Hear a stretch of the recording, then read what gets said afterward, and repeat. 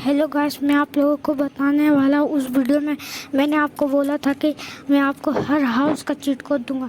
तो आज चलिए मैं बताता हूँ। आज टूल में सबसे पहले डायल करना H1। टैप करने के बाद पहला हाउस आपके सामने आ जाएगा। जो टैप कर रहे एकदम सही से टैप करना, नहीं तो नहीं आएगा। ये देख सकता है। फिर आज जिस टूल में दूसरा कोड है H2।